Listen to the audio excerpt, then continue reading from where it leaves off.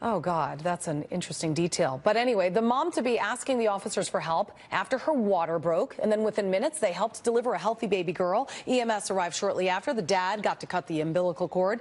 Our congratulations to the new parents and all the officers involved for a job well done. Wow. The turkey legs. That says it all. That's How Fox reports this Saturday, February 10th, 2018. I'm Julie Banderas. At least you got to have a snack, though, because you're so hungry after childbirth. You have no idea. Thanks for watching. Water's World starts now.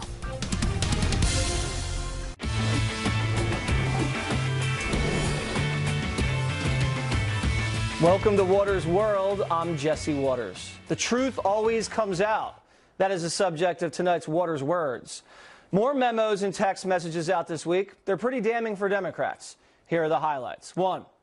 A text message from the two Trump-hating, Hillary-loving FBI agents, Peter Strzok and Lisa Page, say they had to brief Comey because, quote, POTUS wants to know everything we're doing.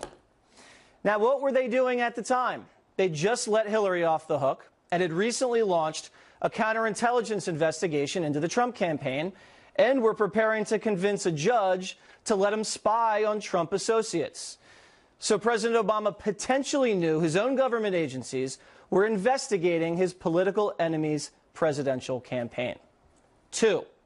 The Steele dossier, which was paid for by the Clinton campaign and the DNC, relied almost entirely on Russian government sources. The rest of the dossier allegedly came from Hillary crony Sid Blumenthal, who laundered Trump smears through the Obama State Department and into Steele's hands. Sid Blumenthal is Hillary's black ops man. He reportedly peddled the rumor that Obama was born in Kenya during the 2008 primary. He's a dirty player. 3. The FBI caught Steele leaking the dossier to the mainstream media. Steele also revealed that he despised Trump. His credibility was shattered. He was practically on the FBI payroll. And when the FBI cut him loose, he backdoored his smears into the Justice Department through Bruce Ohr. Ohr's wife worked at Steele's firm, and Bruce Ohr was just demoted. Number 4, the FBI could not verify the dossier's allegations. The allegations were made by shady Russians and Hillary cronies. The allegations were paid for by Hillary and compiled by a Trump-hating foreign agent. Yet, we believe James Comey hid all of this information from the FISA judge when he asked for a warrant to spy on Trump associates. He reapplied for the warrant several times and continued to deceive the judge. We now know Hillary bought a warrant from Russian sources to spy on Team Trump with the help of a deceitful FBI director. Number 5. After Trump's election, FBI agents called the results terrifying, saying they needed to, quote, brush up on Watergate, and then wrote, we have our task ahead of us. Did this task have anything to do with the, quote, insurance policy against the Trump presidency that they hatched in Andrew McCabe's office, the number 2 at the Obama Justice Department, the guy who was just forced into early retirement? Who better to break this all down? Sean Hannity, who I spoke to earlier. Welcome back to Water's World, Sean. Do you do that nobody saw you do that, like, on TV? Well, you really do. I really do it. Like, you go home in the house, you have kids. Welcome to my world. And they Daddy's home. Yeah, they say it's not your world when you're home. That's actually true. They control the water. Exactly. World. All right, so I want to go over some of the text messages that broke this week. So Peter Strzok and Page, the FBI agents, now they're saying this. Obama wants to know everything the FBI is doing. This is right when this whole counter-espionage thing is heating up. They're going after Papadopoulos, and they're just about to wiretap Carter Page. What do you think Obama's involvement is or was? You know what? Why do we have to speculate when Barack Obama could be brought in and asked the question, what did you know, when did you know it? You really think they're going to bring in the ex-president? Well, you know, they talk about constantly interviewing Trump, but it's been a year and how many months, and there's no evidence, zero evidence of Trump-Russia collusion. Look, these people hated Donald Trump. They talked about an insurance policy. The worst part to me is that you got Peter Strzok and James Comey in early May, like May 2nd. They begin drafting Hillary's exoneration into the email server scandal. And they don't interview Hillary or 17 other people until July. Right. And then the day after, she was interviewed July 4th weekend, and the next Monday, or Tuesday, there was James Comey exonerating her after 13 minutes of laying out an indictment against her. So, and then that's when the investigation into the Trump team begins, right after that. Well, they tried in July to get the first FISA warrant, if you recall. That was denied. Which doesn't happen very often. Right. It's a very high bar. Very high bar. Well, it should be. And the worst part of all of this is we now know, if you look at the Grassley-Graham memo, right, it says this was mostly Russian government propaganda and misinformation. Certainly what Steele got. Not only did he get information from Hillary's cronies, which we also learned this week, right, Sid Blumenthal and others, but she paid almost $12 million for Russian propaganda to lie to the American people, mislead them before an election. And then it gets worse.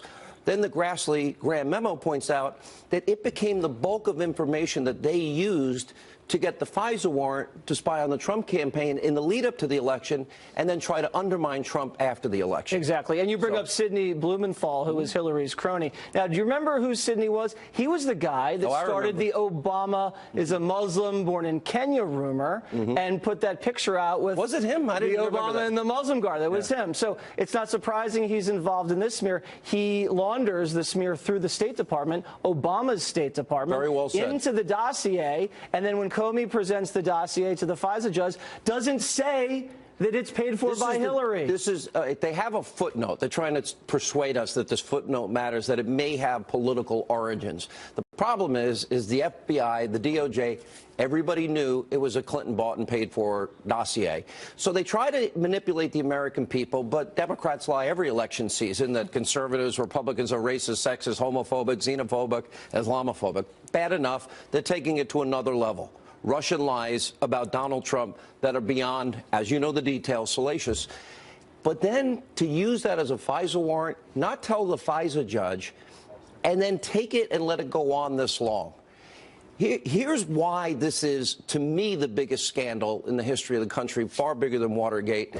It's because this is now, we have individuals that decided, A, to let Hillary off the hook. It's incontrovertible. The evidence is overwhelming that she committed crimes. Mishandling, destroying classified information, obstructing justice, 33,000 emails, bleach pit, etc. Okay.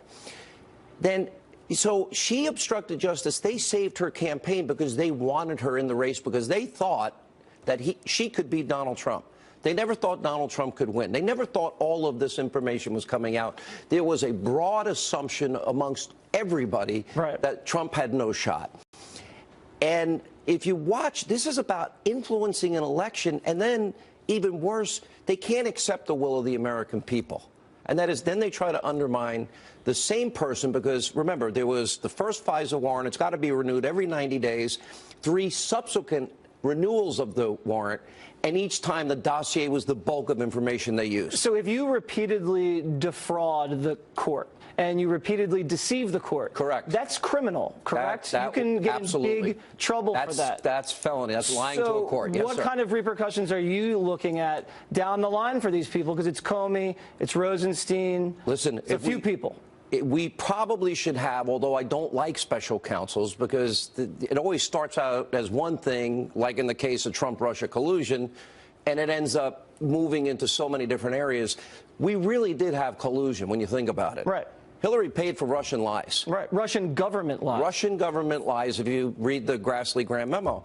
So either a special prosecutor, but the bottom line is there were multiple crimes committed by multiple people. I actually spent a lot of time on my show this week laying out who the people are, what the crimes are, who needs to be investigated, and what should probably happen.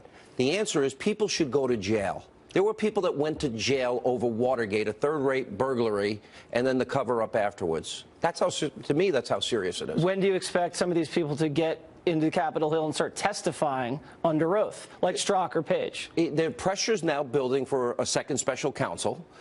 For the life of me, I have no idea how Strzok and Page still have jobs, or Bruce Orr still has a job. Yeah. You know, you would think by now they would have been reprimanded and fired for what they've done here.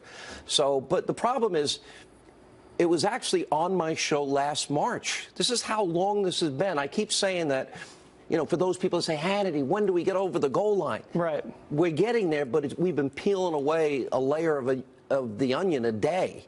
And we finally have gotten to the point where, yeah, we've got all the evidence that we knew these things were happening.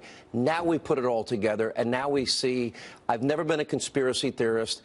That for MSNBC and CNN. But I really, now the evidence is overwhelming, incontrovertible, and we better get to the bottom of it, because if we don't, Jesse, on a serious note, we're shredding our Constitution. That means deep state actors, not rank and file FBI, intelligence, DOJ people, deep state actors at the highest levels of power feel that they can influence an American election, and they took steps to do it. And you've been criticized pretty heavily for reporting this story for many, many months now. Let's play some tape and get your reaction. Go ahead. Great.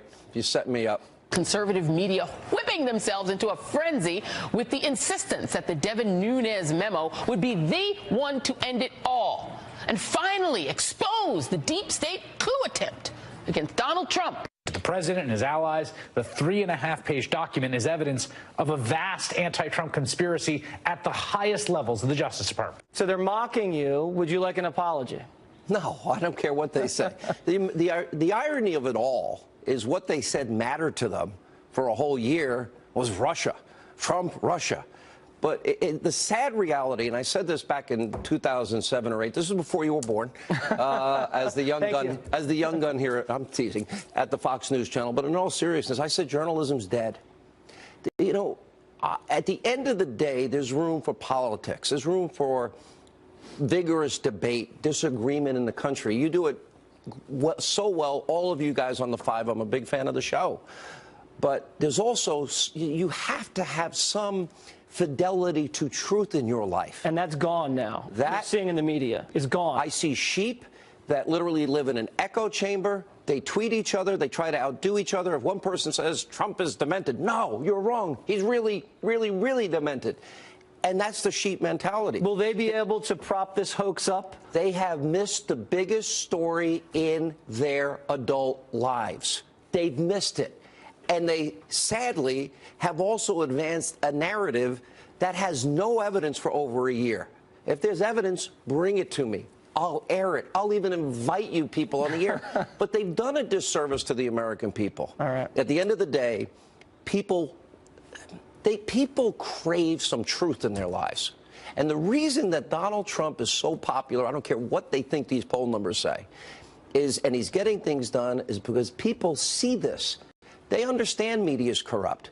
You know, the reason we're #1 here at the Fox News Channel, and think about this, we lost 3/4 of our primetime audience, and we're still by far #1.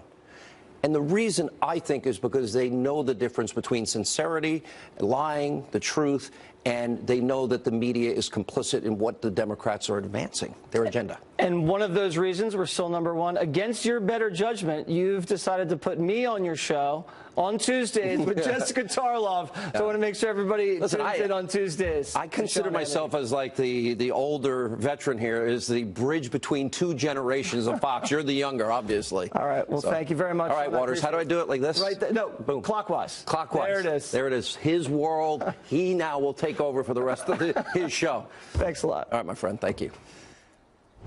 All right, joining me now, Florida Congressman Matt Gaetz. All right, Matt, so let's advance the story. These two knuckleheads, Page and Strzok, still actually working at the FBI. First of all, why? And second of all, when are they going to get hauled down in front of Congress to testify under oath? Well, we need real consequences, Jesse, and it's ludicrous to me that you would take these adulterers and then put Peter Strzok in charge of the HR department of all things. That would be like putting me in charge of the Capital Nutrition Program. Hey, so, you look great. Don't let the camera adds 10 pounds, Congressman. Yeah, my mom asked how many were pointed at me, but I would suggest that the American people are hungry for real action here, and they're skeptical because we don't want this to become another Benghazi where we discover all of the facts that you've laid out. And the American public has no appetite for another Benghazi. Years were wasted on that. We know that was a whole hoax perpetrated by Hillary and Obama. They didn't have the assets in place to rescue our own guys on 9/11, then blamed it on a video. But you have now the FBI and the Justice Department aligned against Congress and President Trump. Who wins here? My expectation is that the American people will win through the appointment of a second special counsel, but that is going to require the Attorney General, Jeff Sessions, to do his job. The FBI and the Department of Justice cannot investigate themselves, and the evidence we've uncovered shows wrongdoing at the highest levels of those agencies. Does Sessions have the authority, since he kind of recused himself from Russia Matters, to appoint a second independent counsel? Of course he does. There was no legal obligation for that recusal, and frankly, I don't even know what the four corners of that recusal are. Here, the accusation is not against Russia, it's against the very agency that Jeff Sessions leads, the Department of Justice, and then some of the senior politicized leadership at the FBI. So he could appoint that special counsel. Okay. More than 24 Republicans have joined me in calling for it, and it's darn time that it happened. Yeah, pressure's definitely building for that. Now, James Comey, we've laid out pretty clearly that he hid information from the FISA judge, the funding, the partisanship, everything was hidden in a footnote and not revealed. That's criminal. Sean pointed that out. That's actually a felony. Will James Comey be forced to come back and answer questions under oath? Because he has a ton of explaining to do. Absolutely, James Comey should be back to give answers to the why his prior testimony was not truthful. He was making claims about the dossier before Congress that now, through the investigation and discovery of evidence, we know may not have been accurate regarding what he was doing, what Can their you intentions compel were. former Director James Comey to come back and testify? The House of Representatives has subpoena power, and we absolutely could subpoena James Comey. He's sort of gone from the hero of the left to the demon of the left, now to, like, you know, the greatest troll on Twitter. So I suspect that it would be better to have him before the Congress answering questions about what in the world was going on that allowed cash at a political party to be convertible into a government-sponsored warrant to spy on Donald Trump's transition team. All right, well, maybe the Twitter troll will come back and testify. Congressman, thank you very much. I appreciate it. Thank you. All right, we'll be right back.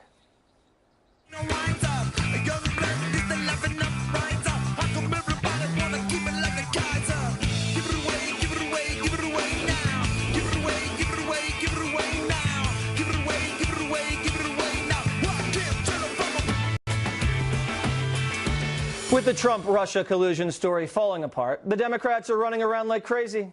They have their own so-called memo now. The author of the Democratic memo is Adam Schiff, a ranking member on the House Intelligence Committee. Now, Schiff's been saying Trump colluded with Russians all year, but has offered no proof. He's become so desperate he got pranked by 2 Russian comedians who called his office promising dirt on the Donald. She got compromising materials on Trump after their short relations. Okay. And what's the nature of the compromise? Well, there were pictures of naked Trump. Okay. And so Putin was made aware of the availability of the compromising material? Yes, of course. Okay. Well, thank you very much. We will be back in touch with you through our staff to make arrangements to obtain these materials for our committee and for the FBI, and I appreciate you reaching out to us.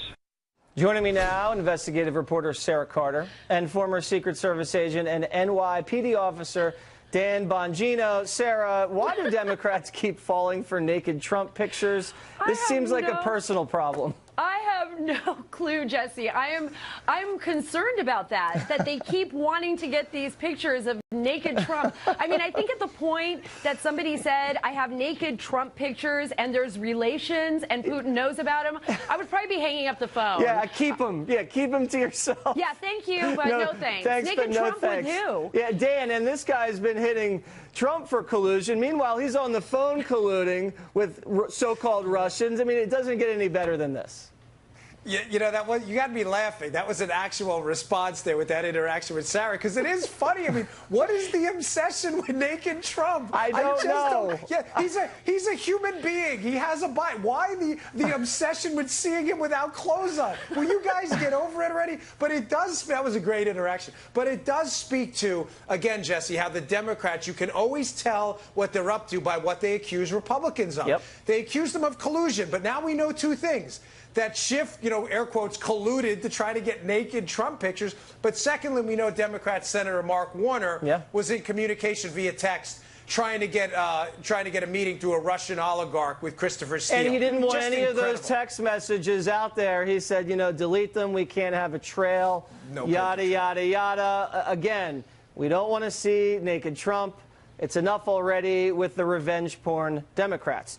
Let's get to something we should be expecting in the coming weeks, Sarah. What are you hearing from your sources about new information that may be dropping?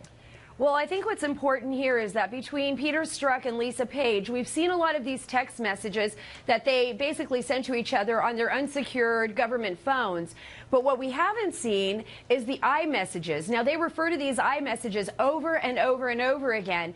And I think that's something that the Inspector General is looking at. I'm certain that he's probably got his hands on those. And these messages could reveal that they were sending classified information to one another.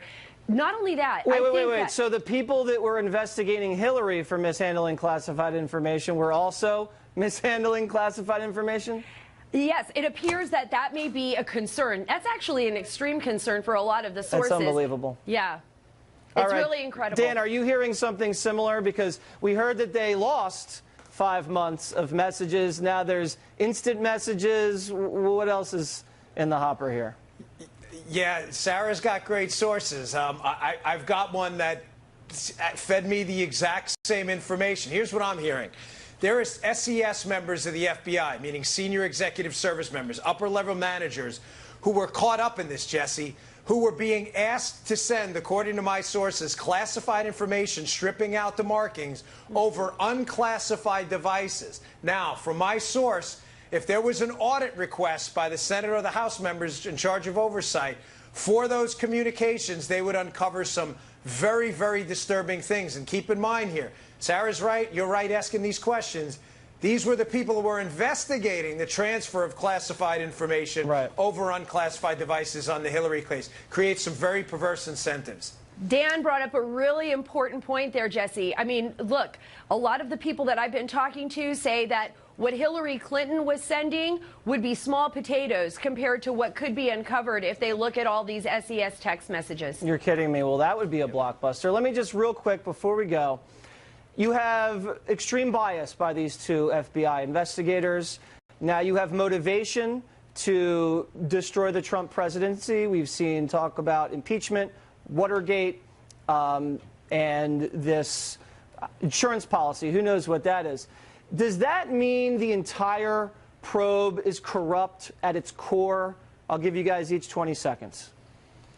Well, you have, let's start with this. You have the Department of Justice. You have the State Department. You have the FBI. You have officials within all of those departments that appeared to have a concerted effort to go after President Trump on a very political basis with Christopher Steele, with Cody Shear, an ally of Hillary Clinton, with Sidney Blumenthal and Victoria Nuland's now backtracking. We see Jonathan Winter over at State Department doing the same thing. It's a rogues gallery. Yeah, so you definitely see all of this. This is more than what they had on Trump to open the special counsel. So I certainly hope, and I'm waiting patiently for the Inspector General's report, because the Inspector General's report is going to be explosive, Jesse, and it's going to reveal a lot more than what we already know. All right, Dan, I know I said I'd give you 20 seconds, but we got to pay the bills. And so the lady gets the last word, and we'll have you guys again soon. Thank you very much. You got it. Up next, Joe Biden strikes again.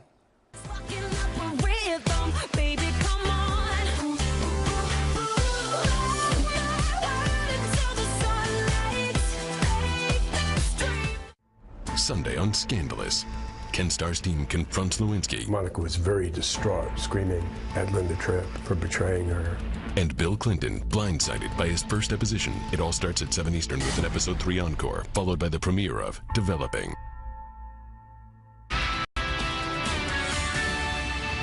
Live from America's News headquarters. Good evening, everyone. I'm Julie Banderas. Vice President Pence is expected back in Washington later tonight from his trip to Asia.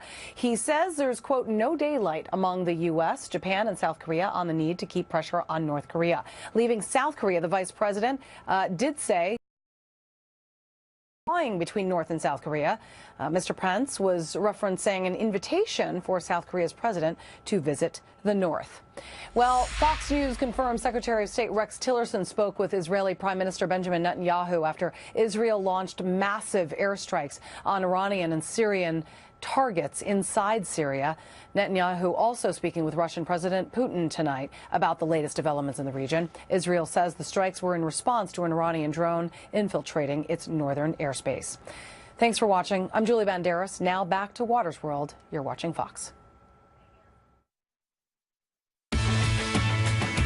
Donald Trump, famous for art of the deal.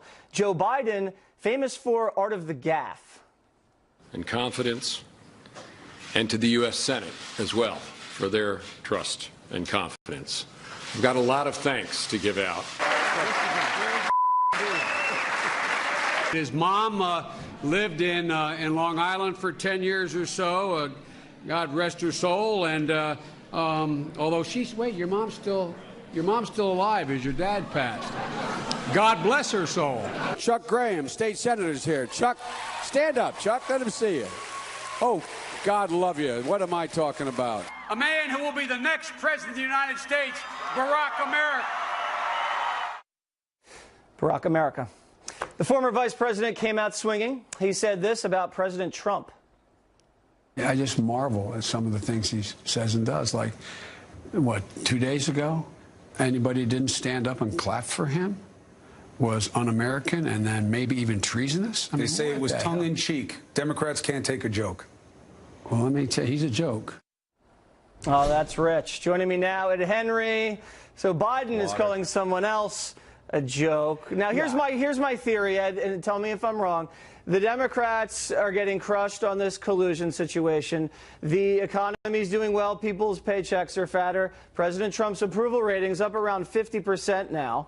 And their chances of taking back the House aren't so sure, so they're trotting out the big gun, Joe Biden, to try to lay some leather on the president. How do you see it? This shows they don't really have any leaders. They've got to go backwards. I mean, Biden, Nancy Pelosi, all in their mid-70s. They have not started to rebuild a new generation of Democratic leaders. And what they're looking at is, despite all the attacks on the president, and there were self-inflicted wounds this week on Rob Porter and other matters, so this White House still has its struggles. We've got to note that. Right. The fact of the matter is that the economy is very strong right now. And when I talk to the president's senior advisors, they tell me if they can get an immigration deal in the next couple of weeks and build on the momentum from the big tax cut victory at the end of last year, and then move on to something like infrastructure, he's going to have such a dramatically successful 2 years on the domestic front that they'll actually have something strong to take to the voters in the midterms and maybe push back against any Democratic wave. And by the way,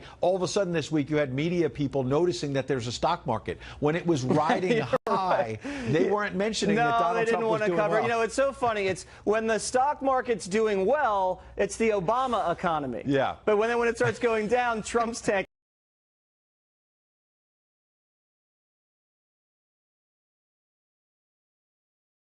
Eric Holder had some kind of not nice things to say about President Trump. Let's take a look at that. I think anyone in my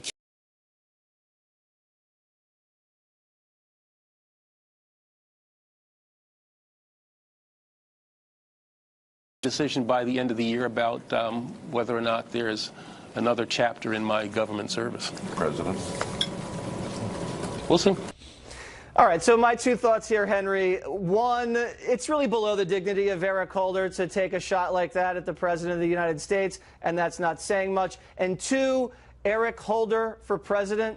Seriously? Look, they've got nobody else, number one. And number two, he is somebody who is going to rally the left if he gets in. I'm not saying he's going to win. Who knows if he even runs. But he is somebody who Barack Obama may help big time and say, look, he's going to finish the job that Hillary Clinton. So you really think he could carry Obama's torch into 2020? He can try. Who else do they have is my point. I'm not saying he's the greatest thing since sliced bread, but I'm giving you the positive for him. Let me give you the negative. Yeah. What these reporters didn't ask about his possibility of running for president. Oh, by the way, were you the attorney general who was held in contempt of Congress? Yeah. Oh, they forgot to mention that. And when Joe Biden's on the book tour, you played that clip. Is anyone asking, hey, it was the Obama-Biden administration that maybe helped cook up the dossier to get surveillance Pence and spied, Obama officials spied on Trump people on the way out the door. Why is nobody asking Joe Biden about that? Eric Holder was no longer there. It was Loretta Lynch as Attorney General, but he was carrying on much of the same policies before that.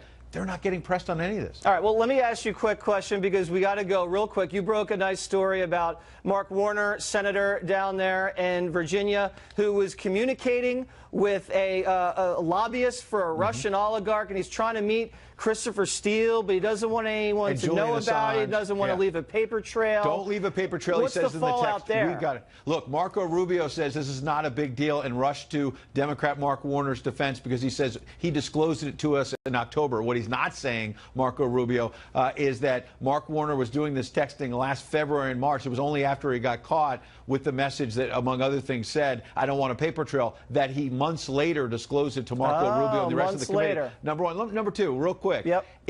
Think about this. If Devin Nunes was talking to a lobbyist for a Russian oligarch, Julian Assange, and Christopher Steele, he'd be burned at the stake, I Could you suspect. imagine? Could you imagine? All right. Ed Henry is showing us the other side. Up next, the ladies, Diamond and Silk, are back.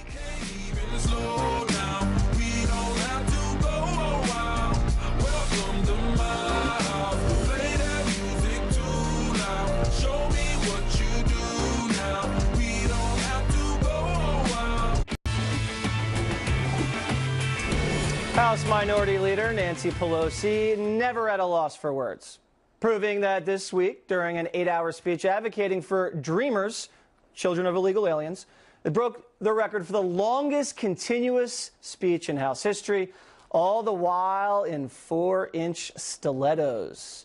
Here to react, video bloggers Diamond and Silk. All right, ladies, I mean, 8 hours for illegal aliens. Has she ever stood up for Americans for that long? No, she don't stand up for Americans like that. She stand up for other people, but not the American people. You know, we think it's a disgrace that she get paid taxpayers' dollars. She was voted in by Americans. That's right. Yet she's standing up for DACA so-called dreamers and not the American dreamers. So this is what everybody needs to do. They need to vote Nancy out. It's time for Nancy to go on an early retirement. Yes. Give her a path to retirement and just vote her out. That's because right. she clearly don't care about the American people. Do you give her any credit for standing up for 8 hours in stilettos?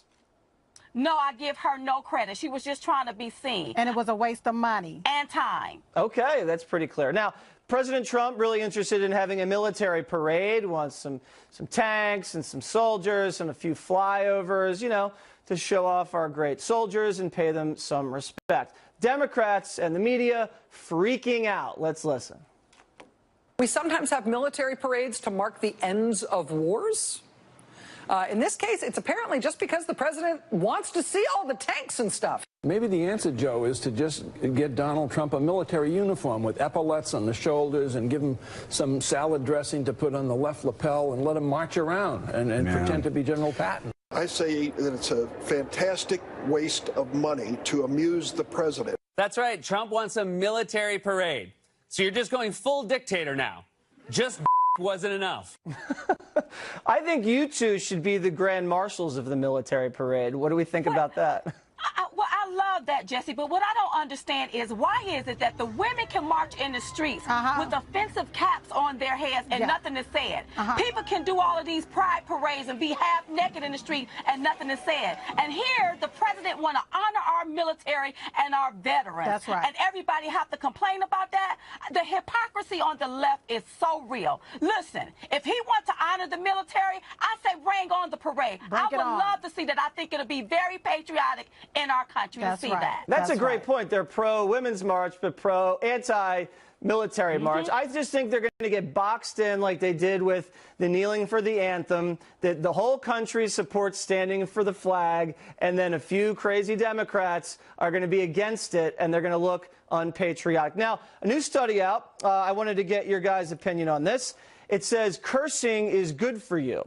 Says it helps pain management, it releases stress, it helps self-expression, and it's associated with honesty.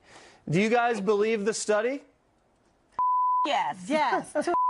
Yes, I believe the study. That's right. And see, I like to cuss when I get upset, especially about what's happening right now. When we see that the Obama administration, the DNC, we see Hillary Clinton, along with the FBI and the DOJ, all colluding, colluding together to try to bring down an administration and try to derail Donald Trump's campaign. Oh, yes, it makes me want to cuss. Somebody need to vote their out. That's right. This sugar honey iced tea has got to stop today. Somebody need to be arrested. Go to jail, baby. And yes, it makes me want to cuss every day, all day. Yes. Okay. All right. I like this. I like that. And there was some other things going on there. You guys are looking good. And if you want to see the ladies on tour, go to diamondandsilkinc.com because they're blowing the roof off. All right. I'll see you guys next week. Thank you for having us. Up next, the Party Bros. Get down tonight, 'cause it's always a good time. Good morning and good night. I wake up at twilight. Chad Kroger and JT Barr are back in Waters World. All right, boys, let me ask you this. The Nunes memo and the text messages between the FBI agents. What do you guys think about that?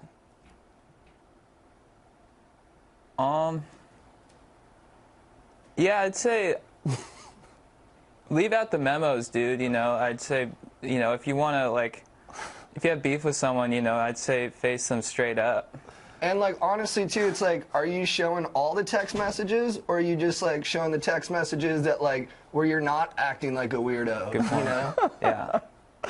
Yeah, I just want to see all the salacious love text. That's what I'm interested in. The parade that the president wants to throw for the military, are you guys pro-military parade or anti-military parade?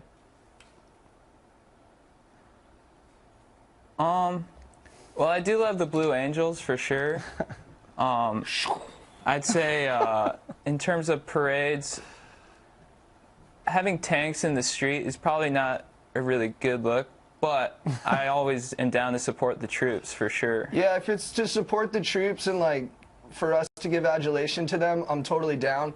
But if it's just for us to flex, it's like, dude, you know you're jacked. Like, you don't have to, like, rip off your sleeves. Yeah, it's like wearing a tight tee. Like, we get it, dude. Okay. I want to know if you guys are politically correct people, and I'm going to show you some sound of Justin Trudeau, the Prime Minister of Canada, making some politically correct remarks up there, up north, to some of our neighbors. Roll it. Maternal love is the love that's going to change the future of mankind. So we'd like you to look we like to say people kind, not necessarily mankind, because it's more inclusive. There we go, exactly. So people kind over mankind, boys. Do you buy into that whole PC stuff?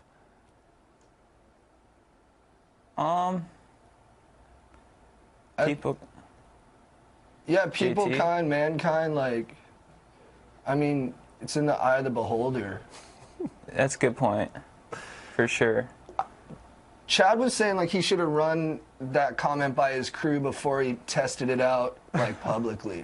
Yeah, like, I heard that he came out and said it was like a joke, and it's like, if you're gonna make a joke, I'd say test it out with your squad first. Okay. Just to, like, so, you know, because your squad could be like, hey, dude, like, that's kind of corny.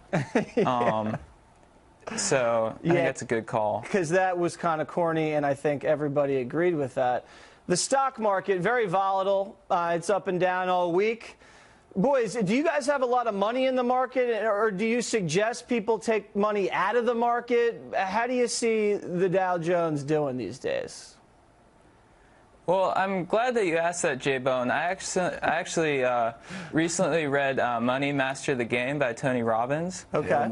And according to Tony, the market can get pretty aggro from time to time. Yeah. You know, but as an investor, you just got to stay in it. He's like my dogs. Just stay in it, and you'll be good, dude.